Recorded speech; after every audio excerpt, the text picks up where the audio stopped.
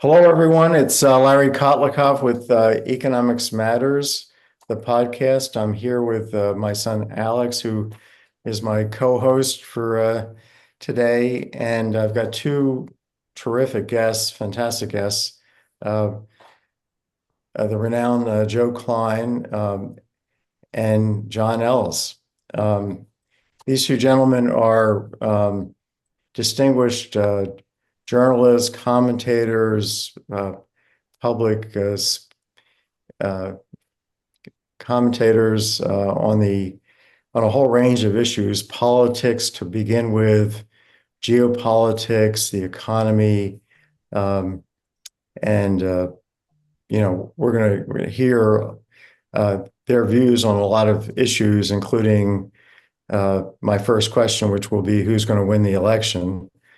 But let me just say a couple really brief things about both of them, and but then I'm going to ask both Joe and John to quickly elaborate on their bios, telling us starting with when they were like 6 pounds old, 6 pounds in weight, and how they got to their careers and became very important contributors to the American political and intellectual discussion. So Joe's an American political commentator and author. He's best known for his work as a columnist for Time magazine and his novel Primary Colors. It was an anonymously written roman, Clef, portraying Bill Clinton's 1992 presidential campaign. Joe is currently a member of the Council on Foreign Relations. He's a former Guggenheim Fellow. In April of 2006, he published Politics Lost, a book on what he calls the pollster's consultant industrial complex. He's also written articles and book reviews for the New Republic, the New York Times, the Washington Post, Life, Rolling Stone, and many other outlets. And then we have John, who's the founder and editor of News Item, a daily newsletter that covers global politics, financial news, advanced technologies, and science. He's been in and around the news business for virtually all his adult life. He's worked for NBC News as a political analyst, the Boston Globe as a columnist, CNBC, Fox News, and News Corp. In 2016, John launched News Items. It's a morning brief for executives and editors at Fox and News Corp. In 2018, News Items became the Wall Street Journal CEO Council's morning newsletter. So John's been talking to the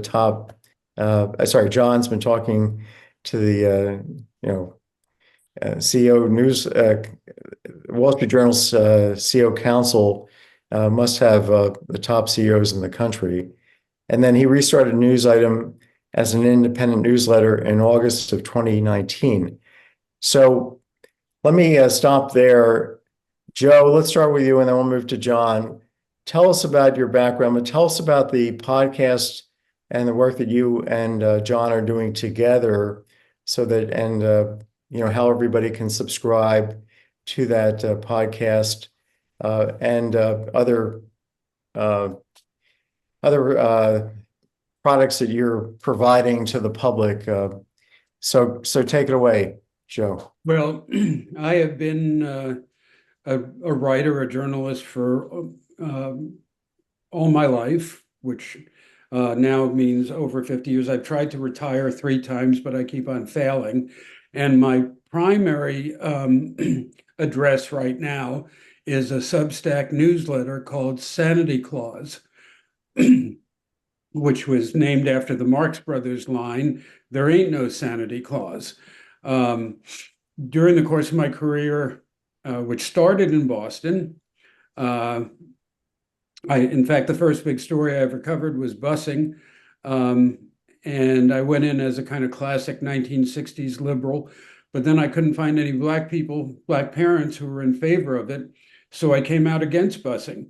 And that's been my modus operandi ever since.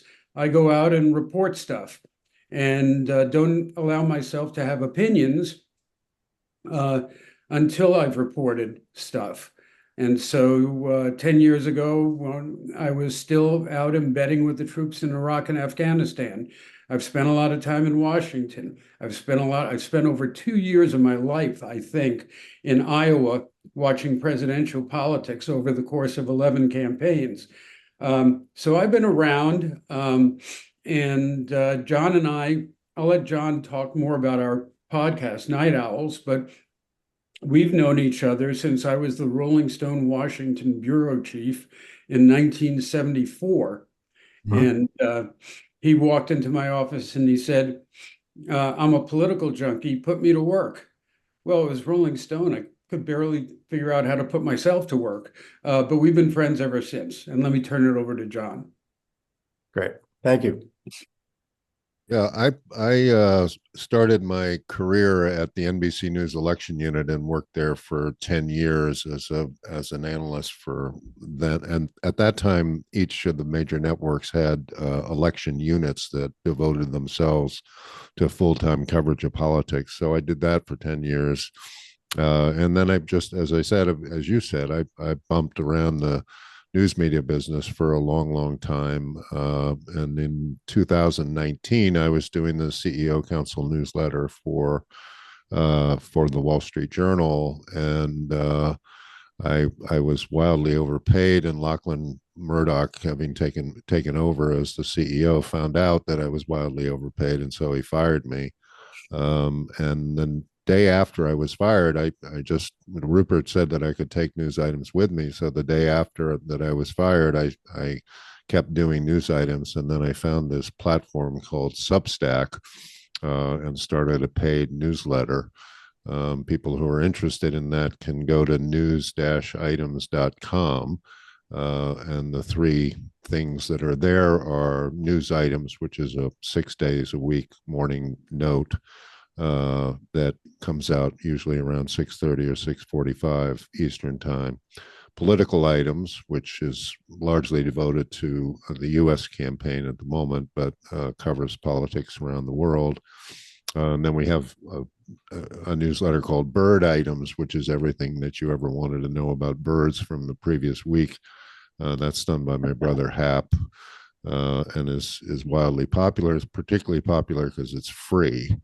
And I wanted to I had done a podcast 2 years ago with an organization called The Recount, which sadly went out of business. But I enjoyed doing podcasts, and I thought that it would be helpful both to my newsletter and to Joe's if we got together and did it as a joint venture. And that's worked out very well. It's called Night Owls. If you type in Night Owls and Joseph Klein and John Ellis, it'll pop up. Apple, Amazon, all the major platforms carry it. So that's that.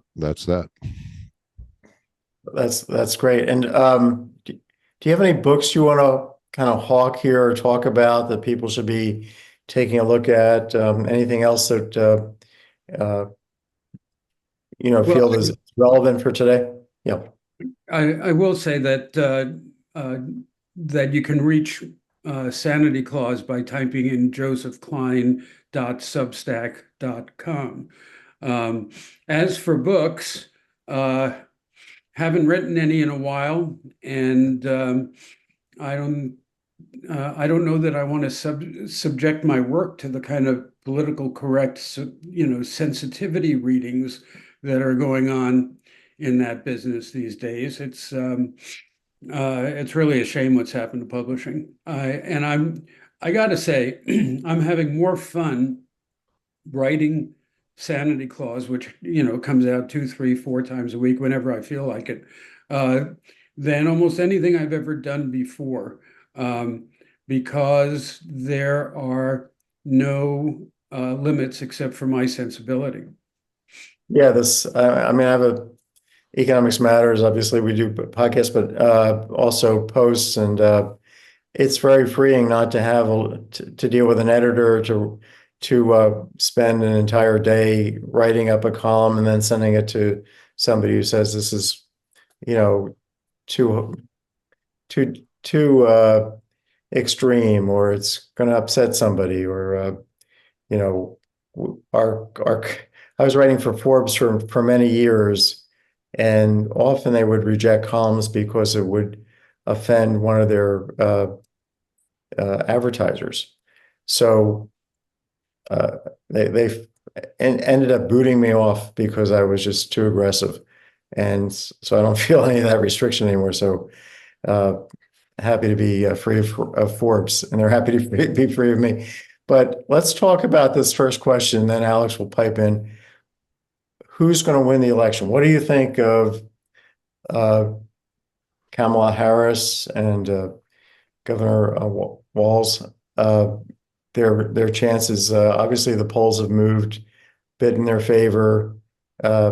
Trump seems to be going off the rails to an increasing degree. Can't answer a single question in a straightforward manner. Sure, he's got bigger crowd sizes than Martin Luther King or the Pope or anybody. And but to me, the vice president and her VP choice are just speaking in platitudes. Feel good, some anti-Trump stuff, but not any real substance about how they're going to change policy, what their policy is. So I think they can't continue with that. And I'm not sure they have a winning policy platform in mind. But Joe, start us off. Well, first of all, I'm not going to make a prediction because anybody at this point who would make a prediction wouldn't be someone I would respect, someone who knew what they were talking about. I think this can go, it's going to be a close run race. It can go either way depending on events in the world. I think that right now, clearly Kamala Harris and has the wind at her back because she's selling something that hasn't been on the market, on the political market in America for a while now. She's selling optimism. And the political conversation in recent years has been dominated by the pessimistic populist right and the even more pessimistic academic left. And I think that she just seems a breath of fresh air. And I have to say, Larry, that I don't think substance wins presidential campaigns unless there's a crisis. If there's a crisis, your position on that crisis is the most important thing. In 2008, Barack Obama seemed more solid on the economic crisis that we were in than John McCain did. And I think that won him the election. But essentially what we're talking about in presidential politics is the most intimate office in American life. President is an invited guest into our homes for the next 4 years. And I think people look at it, and they especially look at the debates, and they say, who do I want to have in my house? Now, as for policy, aside from war and inflation, I can't think of a single one that will actually change the lives of Americans. Okay, John, what do you think? I think that Trump is probably a slight favorite. I agree with Joe that it's a fool's errand to predict a winner or a loser. The election, the basic math of the election is that Harris has to win by 4% nationally to have a chance. Biden won in 2020 51-47, and he barely squeaked by in the Electoral College. So Harris is going to have to do the same thing, either 51 or 52 to Trump's 47. You have to factor in, obviously, whether Bobby Kennedy and Jill Stein and these people are going to take more than 1 or 2%. But she has to win by 4 or 5 to have a shot in the Electoral College. at the moment, she has to win Wisconsin, Michigan, and Pennsylvania. I've been looking a lot at Michigan and Wisconsin the last week or so, and I think she has a reasonable chance of winning both of those. I think Pennsylvania is much more difficult. If she wins those three and none of the four Sunbelt states that were very close the last time, then she would also have to win Nebraska too. Nebraska awards its electoral college vote statewide too, and then they have three congressional districts. So each congressional district has a electoral college vote. She would need to win the Omaha district essentially to get to 270. So it's her path is very narrow. That said, I believe for a long, long time that the one person that can beat Trump is Trump, and he seems to be active in that regard. Alex, jump in here. Pretty funny. I guess my question, well, I'll kick it to Joe first, would be, so, I mean, I think I agree with your take on how the electorate considers presidential candidates and voting for president as being an invited guest into one's household and into their lives. But I also am wondering kind of, what do you guys think, or yeah, I'll start with Joe here. What do you guys think of Biden's legislative accomplishments and how much can Kamala sort of tie herself to those? And have those been able to create certain constituencies within America that allow her to have an advantage? No, they have not. And it's a consequence of two things. One is that Biden did accomplish some, really huge things in terms of infrastructure and environmental policy, but they're rolling out very, very, very slowly, and I don't think people are aware of them. I read today that his attempt at industrial policy, the CHIPS Act, where he was trying to onshore a lot of chip manufacturing and high-tech stuff, has really run up against the reality of the market, which is that people who run companies who are in charge of making these investments aren't sure they want to make them because they don't know who the next president's going to be. Donald Trump could wipe out a lot of these programs. I guess the archetype of this sort of thing is the whole notion of giving credits to people to buy electric cars. That is a very questionable, in my mind,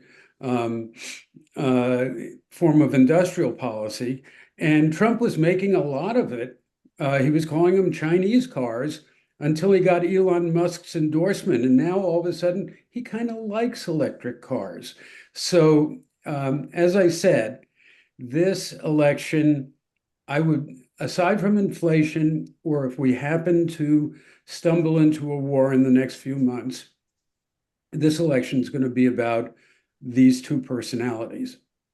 Yeah, maybe, John, you could expand a little bit on what Joe was saying, also about the auto industry and Biden's kind of industrial policy, which I also find curious as well. Well, I mean, I think that the problem that Biden had from the get-go is that he was elected in 2020 to get rid of Trump. That was the reason that he won the election.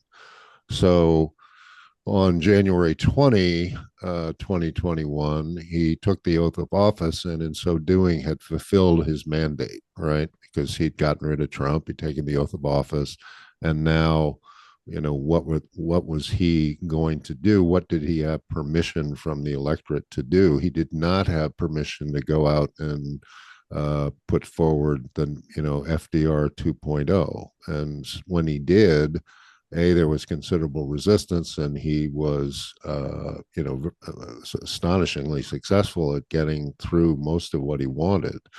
but it's not what he was elected to do. And if you get out ahead of the electorate as far ahead as Biden got, then kickback starts. And the concern obviously was that by engaging or initiating these policies that he would that those policies and those fiscal outlays would cause inflation to go through the roof. And of course it did. And that really was, along with Afghanistan, the withdrawal, the messy withdrawal from Afghanistan. Inflation has been the ghost that's haunted the Biden administration from, I don't know, 2022, the beginning of 2022, when it began to take off. So that's I've long thought that you can do what, in politics you can move the agenda that you propose if you have enough support to do so. The problem Biden had was that he didn't have that support. We just wanted to get rid of Trump, so Biden was the vehicle to do that. But he did get it passed through. Yeah, he did. No, I don't deny the success of getting it done. It's just it was the beginning of his political difficulties. And it also was razor thin. I mean, he had razor thin margins in the Senate and the House to be able to do it. So it was significantly watered down, and he had to make a lot of concessions to actually get it through. Well, it was watered down, but it was still a significant accomplishment. But it existed on a spectrum that isn't the important spectrum in American politics. Substance is not the important spectrum.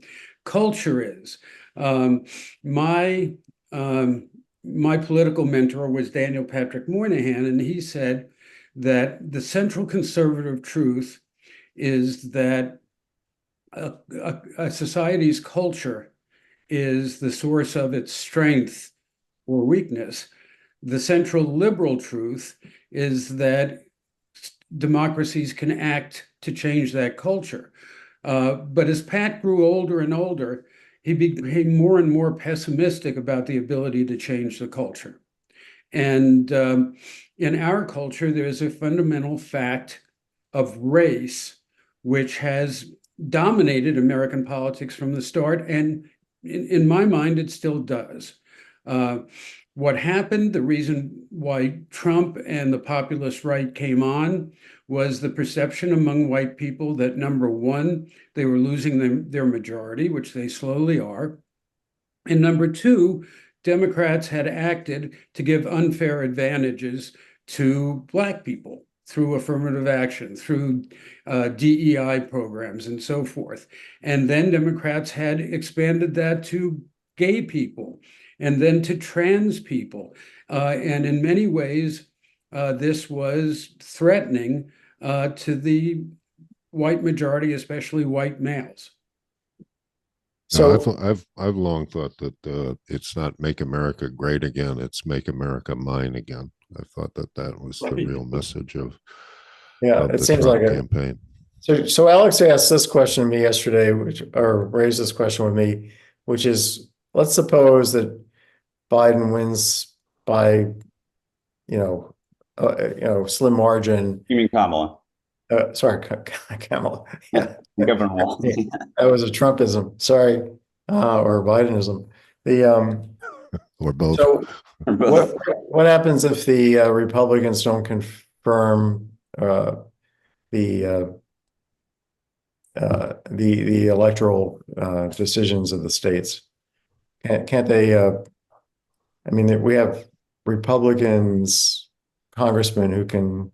Or do they have the ability these days to do what they tried to do the last time, which is not ratify the electoral the decisions of their states?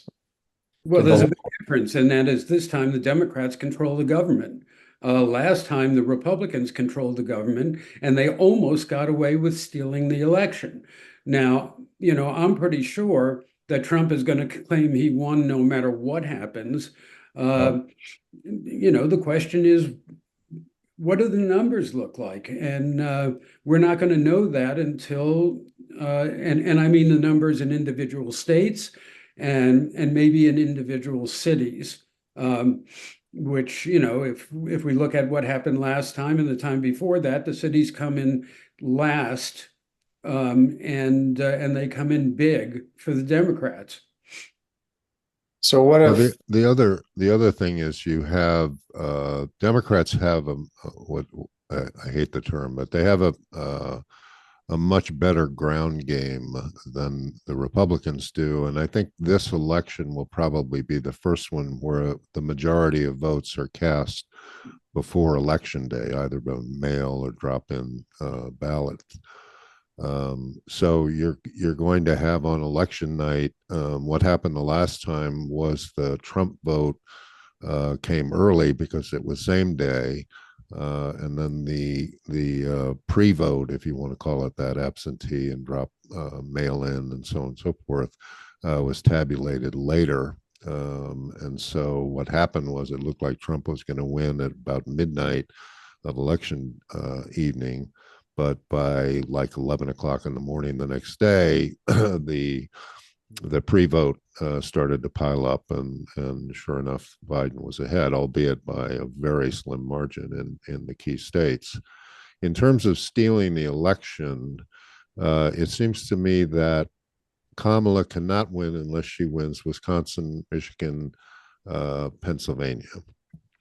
So those three states are governed by Democrats. So there's not going to be any opportunity to, I don't think, to steal those three states.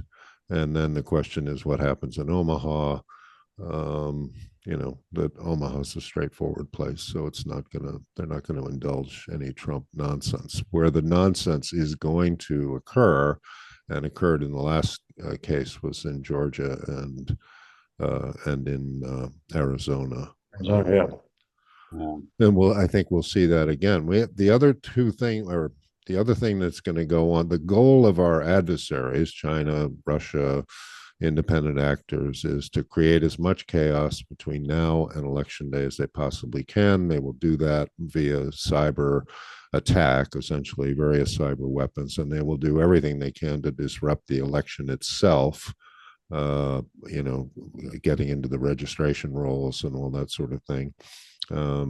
If you add that together with a very close race and Trump insisting that he won and so on and so forth, you're gonna have a week or 10 days after the election, you're going to have a really bitterly divided country over the outcome, even though the outcome may be somewhat clear. But if for instance, cyber attackers get into the voting in Philadelphia and get into the voting in Detroit and distort it in some way negatively In the for machine, you for mean the Harris. machines? You mean the Yeah, machine? or get I mean, you could get into the registration rolls and you could say Joe Klein. I don't know what your middle initial is, but let's say it's B, Joe B. Klein. You can change that to Joe F. Klein, and then Joe's disqualified from voting because his license essentially doesn't match his name. They can do that. I mean, and the defense of these systems is not world class. There have been testimony from NSA and from the FBI and from what's called CISA, which is the cyber defense system in the United States, and they've all said no, it's going to be fine. We've got all of our protections in place and so on and so forth. No one believes that. It's nice that they say it, and I'm certain that they're doing everything they can to protect the election, but there's always a way in. And if you get into Milwaukee, Detroit, Philadelphia, if those races are very close, which they seem to, it looks like they will be, that can be decisive. And if it's nothing else, it can be chaotic. And that's, I mean, Joe and I did a podcast with a woman named Nicole Perlroth, who wrote a book about cyber weapons, essentially. And it was terrifying. And Do they have think there are any physical backup things on paper that where they I You know, do. I mean, my view of this is that we should do all of it on paper. It doesn't matter that I you don't know understand. we can't report it tomorrow, right? I mean, sure. they if you get into these machines, which somebody will. I mean, you know, you have Iranian hackers that are world class, you have Chinese hackers that are world class, Russian hackers that are world class. Somebody's going to get in there and fuss around, and so the one way you would not fuss around, not be able to fuss around, is if everybody voted paper. But I mean, I completely agree with that. And I think it's been hard for the electorate over the last, certainly since Bush v. Gore, to feel some trust in the voting machines and the apparatus. But I think this is a good place to maybe pivot towards what's happening on the world stage, because I mean, John, you were saying, you know, for example, Iranian hackers could get into the voting machines in the U.S., and that seems like it could be more of I mean, that's more of a possibility if a major war breaks out in the Middle East. I know the U.S. has sent some additional arms over this morning, I believe, or last night, because they believe that Israel is going to be attacked by Iran quite imminently. So maybe you guys can speak a little bit about the Middle East and where you guys think it's going, and what do you think the Biden administration is doing? Are they doing an effective job to try and contain things from just turning into a powder keg from exploding? Well, I think that they've been doing a very effective job, actually, and would have been doing a triumphant job, but for the recalcitrance of Bibi Netanyahu. I think that there's a ceasefire plan in place. I think that you know, Hamas has been seriously degraded, but it can't be eliminated. And on the larger scale, Iran is an issue that I followed very closely. I've been there several times. I got kicked out of there once at a moment like this, right after the election in 2009, which was stolen. And my sense of Iran is this, and my sense of what Biden has been doing is this. Iran is it's not a bunch of crazy-eyed religious fanatics. It's a cautious military dictatorship run by the Revolutionary Guard Corps. And they're cautious for one basic reason, that in the 1980s, when many of the current leaders were teenagers or college students, they were involved in a terrible war with Iraq.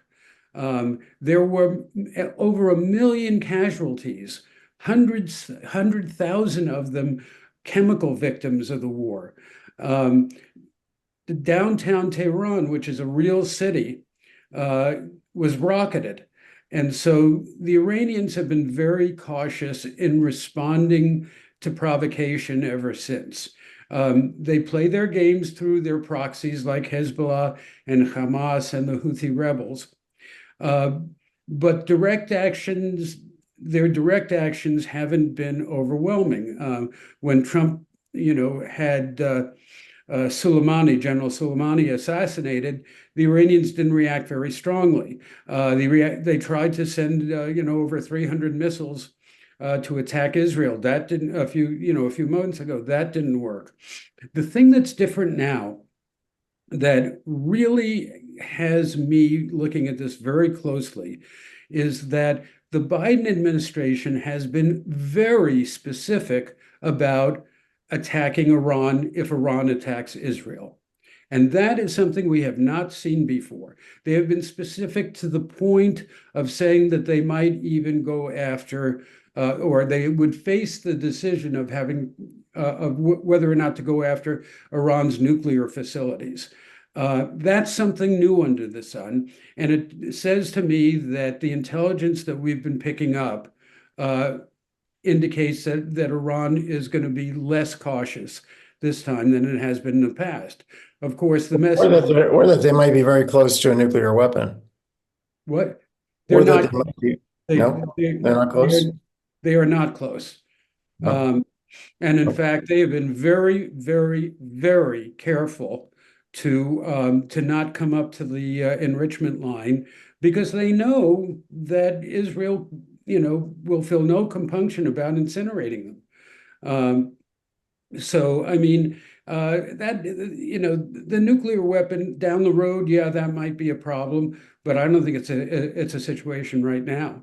I think the situation right now is that Iran is kind of, trying to figure out whether to do anything or how seriously to do something, and they're thinking twice about it, which is why we haven't seen anything happen over the last few weeks.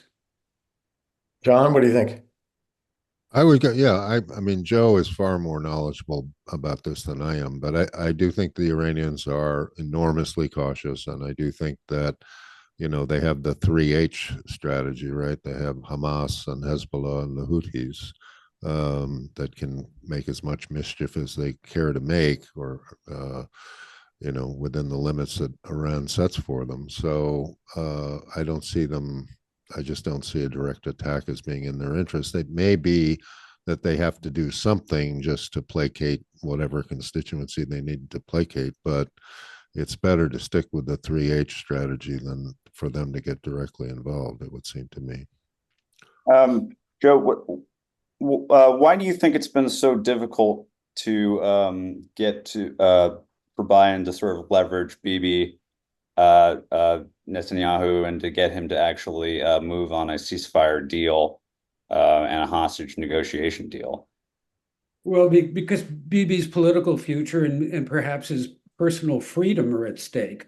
He's been hanging on. I've known Bibi for 40 years, and I covered his first election in 1996, and everyone since, except for the most recent one. And he is, he has continuously moved to the right, to the point now where his coalition includes some real Israeli extremists, people who, he started out as a tough two-state guy.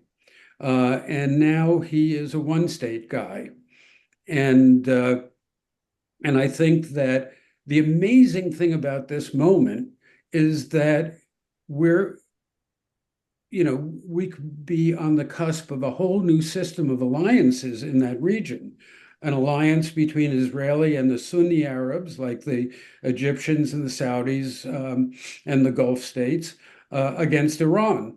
But the one person who's standing in the way of that is Bibi Netanyahu. No, where, I realize you strongly believe in culture. Is this really this is not in Iran's self-interest, nor do I think the Israelis are engaged at the moment at the margin in their self-interest, as you've just indicated. Are they just so locked in? I mean, this could be a period, this could be a time where you have actually peace break out in the Middle East, where there's a ceasefire agreement.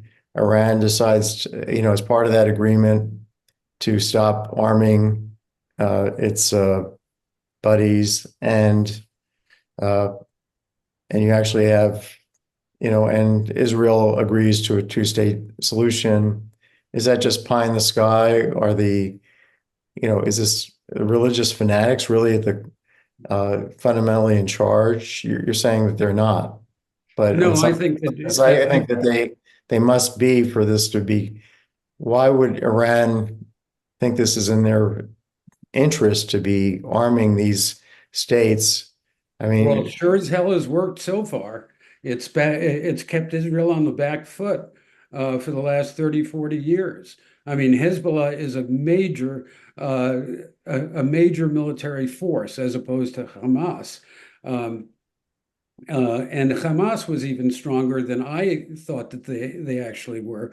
But it's been a brilliant strategy on Iran's part to try and keep Israel on the defensive.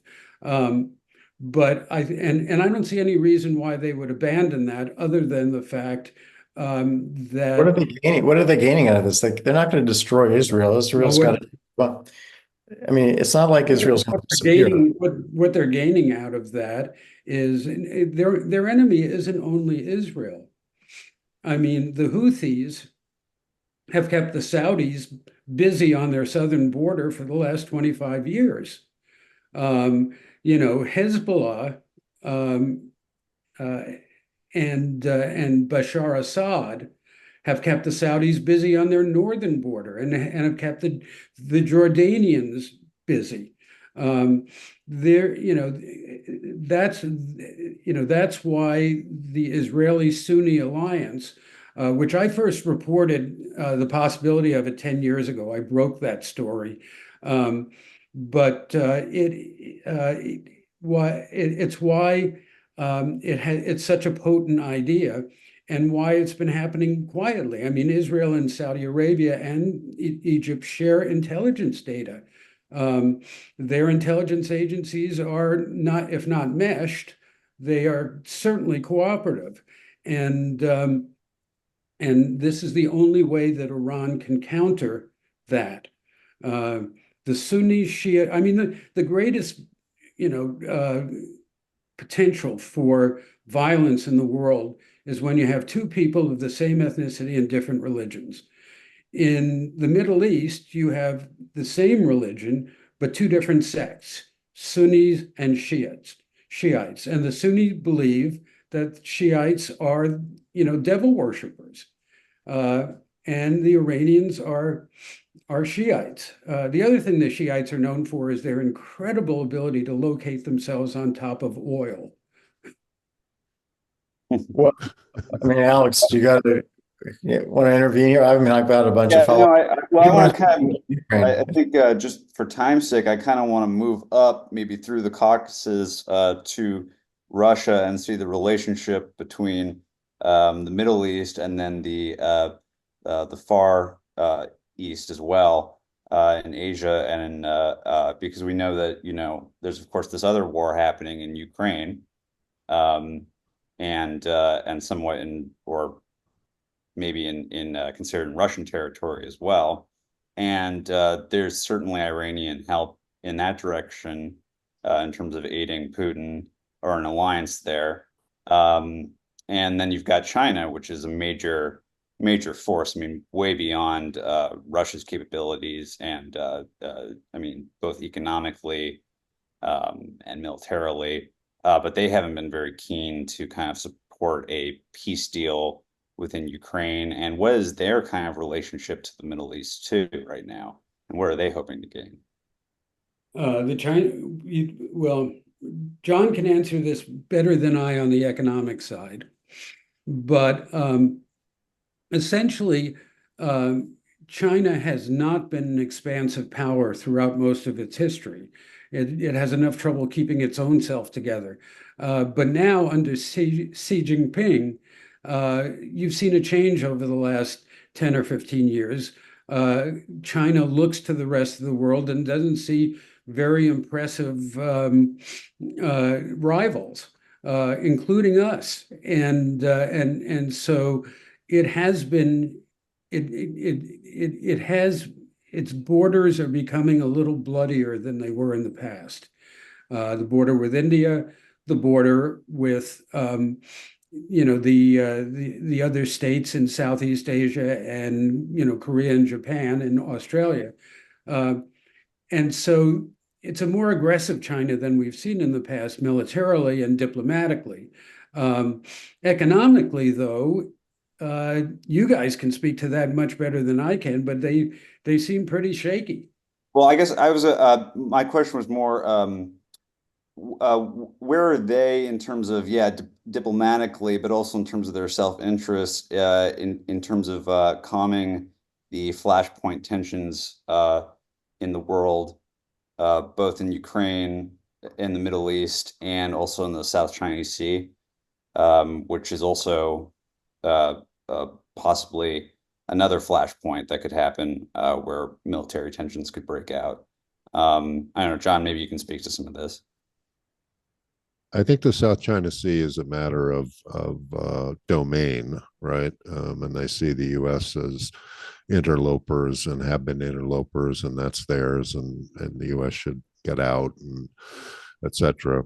I think that China is, in terms of its quote foreign policy, it's about oil and other natural resources. So the efforts in what they're doing in Africa is we'll loan you a bunch of money. The collateral are natural resources in your country. Oh, you can't pay us back. Okay, we get the natural resources.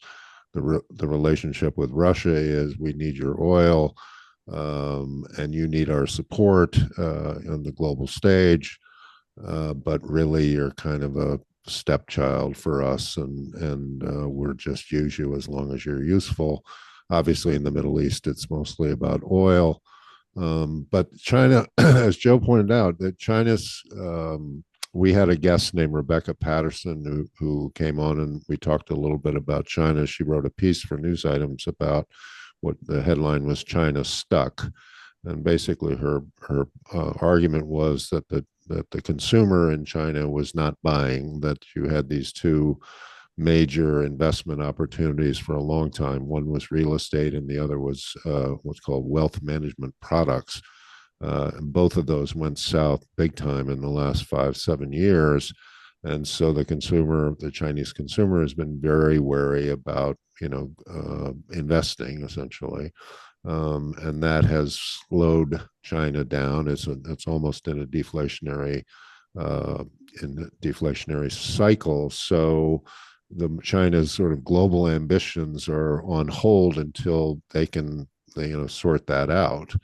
All that said, there's the thing that ties together China. I mean, I don't think North Korea is that important, but they do have capabilities, military capabilities. But China, North Korea, Iran, and Russia is largely about disrupting Pax Americana, essentially. And that's what unites their efforts, but each has its own kind of other agenda that they pursue at the same time. Joe, tell us about Ukraine. What do you see happening there? And then I want to come back to this issue of these global, these different forces competing in a pretty threatening manner, and why this would be in their interests, actually. For China, all it has to do is just wait through time for its labor productivity to catch up to the U.S. It's going to be about twice the size of our economy.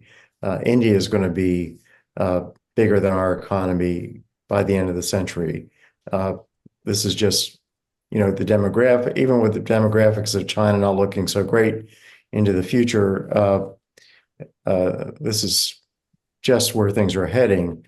Why do they want to, that's my bigger question, which is why, if I'm the head of China, wouldn't I want to just be friendly with the people I can import oil from, and not, why do it from Russia when I can do it from Texas? Anyway, but let's talk about Ukraine for a bit, because we're running a little bit out of time. Well, I mean,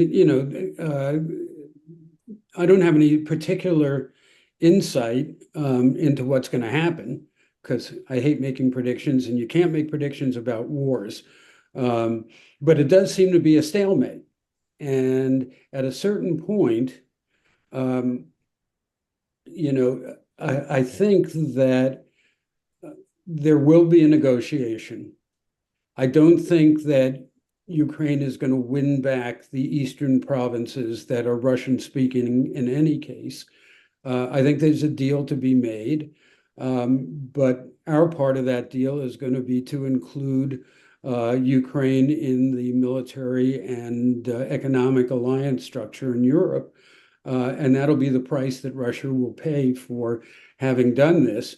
The price, the victory that they'll win will be the ability to keep a couple of those provinces, which arguably, Ukraine to the east of the Dnieper River, that's disputed territory historically in any case between various European powers and Russia. Alex, what do you think? Well, I agree with Joe there. I mean, and also ethnically, I mean, people in the east of Ukraine, some people, a lot of people consider themselves Russians and not Ukrainians, and it's kind of sort of a wedge in the middle of Slavic society, it seems to me. I don't know, maybe we can talk about why Putin even needed to launch this war, which I agree is sort of looking, well, as of the present moment, it's sort of like a stalemate and almost maybe like an ugly sort of stalemate like in World War One or periods of World War One, with casualties on both sides that are mounting, and surely there's been a lot of war crimes done by the Russian military against the Ukrainians. Um, what impact does that have on uh, everything else, but also in terms of presidential elections? I mean, the American liberal establishment is pretty clear that Trump and Putin have are aligned on certain issues, and that if Trump was to come into power, that the U.S. could actually reduce support for NATO, and that this is a possibility. Do you guys see that as a possibility? And what, how does that sort of impact the average American voter and how they think of it? I do. I mean, I think one thing about Ukraine is that it's important to remember is an epic miscalculation on Putin's part, right? And he's got to figure out a way to get out of it without looking like he's weak. So that's the challenge. You don't want to. You never bet against the Russians in winter when it comes to warfare, but it does appear to be a stalemate, and it does appear, just as we thought that the Ukrainians were, way on the back foot, suddenly they made these incursions into Russian territory. And, the Russians had to evacuate 185,000 people today from those territories. So so there's, it's a lot. Everybody talks about Putin as sort of crafty, brilliant strategist, so on and so forth. The exact opposite is true. It's a disastrous strategy, and he's got to figure out a way out of it. I think that he's going to do everything he can to wait and see if Trump is elected, because he thinks he's going to get a better deal out of Trump than he would out of Kamala Harris and the U.S. foreign policy establishment. I'm not even sure that's true, but I'm sure that is his calculation. Do you have any real sense of where Trump stands on, I mean, does he really support NATO? It's He's so saying, unclear what his positions are, or whether he even knows what he thinks. well, I I think don't, I think go ahead. he has firm positions on only one issue, and that is what is good for him. I think anything beyond that is it is frippery. It's just, whatever he's feeling that day. For me, the most valuable way of looking at this moment, and to answer Alex's question, and how American voters see this moment, is that we're is to look back 100 years to 1924. At that time, we were in the midst of a major reaction to World War One. It was an isolationist reaction. It was a protectionist reaction. It was a nativist reaction. We passed the most restrictive immigration law in American history in 1924. We were passing tariff bills that eventually led to, the mother of all tariffs, Smoot-Hawley in 1930. There was a great deal of isolationist sentiment. And I think that that the Trump movement, to the extent that it exists beyond the corpus of Donald Trump, is about those three classic and historic American political tendencies: isolationism, nativism, protectionism. Right. John, anything to add to that? No. Okay, so I think we've reached the end of the show for today. This has been fascinating. Uh, as an economist, I think about rationality and that what's going on here in the Middle East at the margin and Ukraine, that you're right, that these things can be solved very well overnight if we had rational players. And I think the message we're getting, particularly from Joe today, is that culture uh, and religion and there's 5,000 religions in the world, and each one thinks that they've got their contact with God, with the God, and there's more gods than 5,000 because some have multiple gods. So I guess the question is the balance of rationality and tribalism and feeling threatened and just crazy, wacky leaders, psychopaths who get to the top of their countries through their ability to engage in violence. So it's and then we have our own country with a. I think neither side is putting forth a somebody that I think would be a great leader, because to me, as an economist, I see all the economic solutions that we're not even addressing.